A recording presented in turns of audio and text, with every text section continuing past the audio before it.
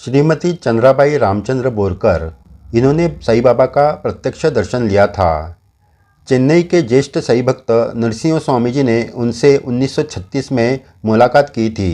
तब श्रीमती बोरकर जी ने उनकी साई सानिध्य की यादें स्वामी जी को बताई। तब श्रीमती बोरकर जी की उम्र 66 वर्ष की थी। श्रीमती चंद्राबाई बोरकर जी ने कहा, मैं 40 साल से बाबा की पूजा कर रही हूँ। इस घर में मैं उसी भगवान की पूजा करती हूँ। बाबा ने मुझे दी हुई उदी आज भी मैंने संभाल कर रखी है। उसी तरह उनकी याद में बाबा ने दिया हुआ उनका दाँत भी मैंने तावीज़ में संभाल कर रखा है।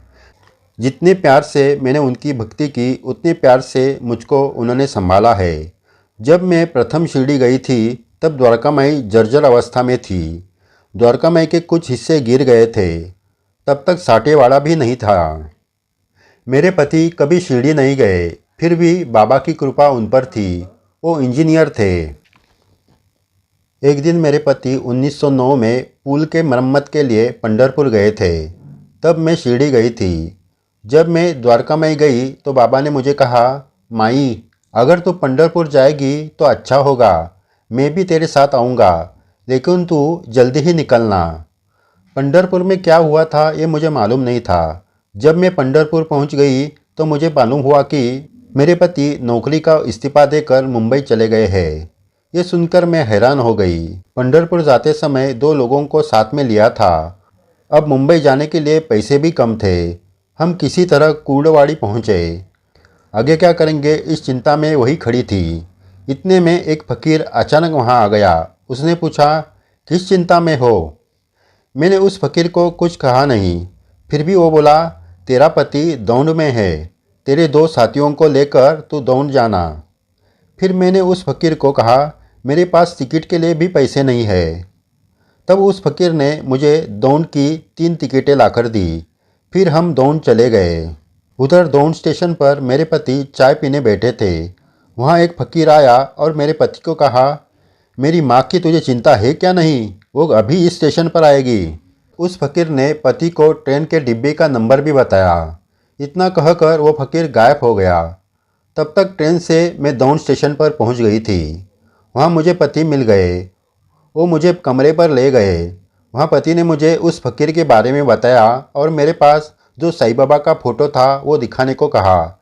मैंने उनको बाबा का फ़ोटो दिखाया। मेरे पति कभी शिरडी गए नहीं थे, इसलिए उन्होंने बाबा को कभी नहीं देखा था। जब उन्होंने बाबा का फ़ोटो देखा तो उन्होंने कहा कि यही फ़कीर मेरे सामने आए थे। 1918 के विजयादशमी दशहरा के 3 महीने पहले मैं शिरडी गई थी। तब बाबा ने मुझे कहा, माई इसके बाद तू शिरडी आने का कष्ट मत कर। तू जहाँ रहेगी वहाँ मैं तुम्हारे साथ रहूँगा। ये सुनकर मेरा दिल भर आया। ऐसा उन्होंने क्यों कहा ये मुझे बाद में पता चला। 1918 की विजयादशमी जब नज़दीक आई तो उस वक्त मैं पांचगणी में थी। वहाँ मुझे काका साहब दीक्षित जी का खत आया। उन्होंने लिखा था, बाबा आपकी याद कर रहे हैं। अब वो ज़्यादा दिन रहेंगे ऐसा नहीं लगता। खत पढ़कर मैं तुरंत शिरडी पहुँच गई। 15 अक्टूबर 1918 के दिन मैं द्वारका माई में थी। अंतिम क्षण में मैंने बाबा को पानी पिलाया था। भैया जी ने भी पानी पिलाया। आखिर बाबा ने भैया जी के कंधे पर सर रखकर प्राण त्याग दिए। उसके बाद 1919 में और 1933 में मैं शिरडी गई थी। मुझे दिया हुआ वचन बाबा आज तक निभाते आए हैं। 1921 में मेरे पति गाड़ी में से गिरकर उनका पैर टूट गया। फिर मैंने उनके पैर पर उदी और बिब्बे का लेपन लगाया। इससे 3 महीने में उनका पैर ठीक हो गया। उसी साल बाबा की कृपा से मुझे एक लड़का हुआ। 1918 में मेरी आयु 48 साल की थी। फिर भी मुझे लड़का चाहिए ऐसी तीव्र इच्छा थी। वैसे देखा जाए तो 48 की उम्र में बच्चा होना मुश्किल था। डॉक्टर ने भी यही कहा था। जब मैं शिरडी गई थी तब बाबा ने मुझे पूछा था, माई तेरे मन की क्या इच्छा है? तब मैंने कहा, बाबा आप सब जानते हो, मैं क्या कहूँ। 3 साल बाद 1921 में मेरी उम्र 51 साल की थी। तब मेरा मासिक धर्म बंद हो गया। डॉक्टर पुरंदर ने मेरी जांच की और कहा कि मेरे पेट में ट्यूमर है और उसे निकालने के लिए ऑपरेशन करना पड़ेगा। लेकिन मैंने डॉक्टर को 10 महीने इंतज़ार करूंगी ऐसे कहा। मैं किस लिए कह रही हूँ ये डॉक्टर ने जान लिया। उन्होंने कहा 51 वर्ष की आयु में बच्चा होना असंभव है, लेकिन बाबा की कृपा से असंभव भी संभव हो गया। मैं उस दिन मुंबई में चेंबूर में थी। उस दिन पूरे दिन मैंने घर का काम किया और रात को एक बच्चे को जन्म दिया। वो धनत्रयोदशी का दिन था। जब मैंने बच्चे को जन्म दिया तो घर में कोई भी नहीं था। वैसे तो मेरे पेट में बच्चा था तब मुझे बहुत तकलीफ थी। पाँव को सूजन आई थी। खाना पेट में टिक नहीं रहा था। मैं सिर्फ पानी और उदी लेकर ही जीवित रही और बाबा की कृपा से आखिरकार अकेले ही बच्चे को जन्म दिया।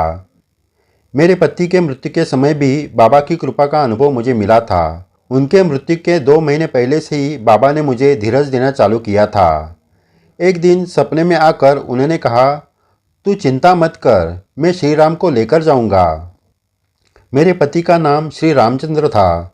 मैंने बाबा को कहा, बाबा मुझे लेकर जाओ। तब बाबा ने कहा, तुझे आगे भी कार्य करना है।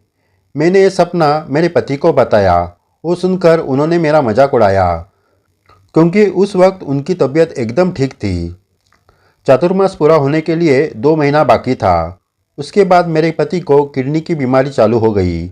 वो बीमारी बहुत बढ़ने पर मेरे पति ने कहा, चातुर्मास पूरा होने के बाद मुझे मृत्यु आए। इतना कहते कहते उनकी तबीयत अचानक चिंताजनक हो गई। वो बेहोश हो गए। तब मैंने बाबा को प्रार्थना की और कहा, बाबा इनको चातुर्मास पूरा होने तक जीवन दे दो। दूसरे दिन मेरे पति होश में आ गए। उनकी तबीयत एकदम ठीक हो गई। फिर चातुर्मास के 7 दिन बीत गए। कार्तिक पूर्णिमा जाकर प्रतिपदा चालू हुई। उस दिन आधी रात को पति ने चाय मांगी। फिर उन्होंने श्री साईं बाबा की आरती करने के लिए कहा और विष्णु सहस्त्रनाम का पठन करने को कहा। सुबह तक ये पठन चालू था। सुबह डॉक्टर आए। उनकी तबीयत देखकर डॉक्टरों को लग रहा था कि उनको कुछ नहीं होगा, लेकिन मुझे सब पता था। बाबा ने मेरे मन की तैयारी पहले से ही करके रखी थी। पति दोपहर तक नहीं तो शाम तक मुझे छोड़कर जाएंगे ये मुझे लगने लगा। मैंने उनके मुंह में गंगाजल डाला। उन्होंने वह लिया और श्री राम का जाप करने लगे।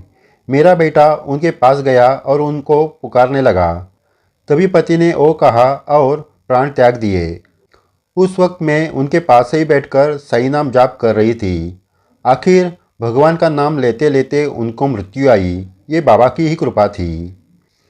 पति निधन के बाद मैं अकेले ही बेटे को संभालने लगी। अनेक संकट आए, लेकिन बाबा ने मुझे सभी संकट में से बाहर निकाला।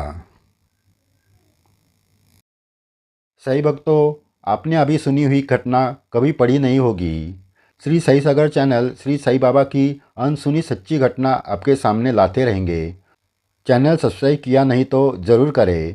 वीडियो शेयर करके अपने साईं बाबा की लीला सभी साईं भक्तों को पहुँचाएँ। ये साईं सेवा है। जय साईं राम।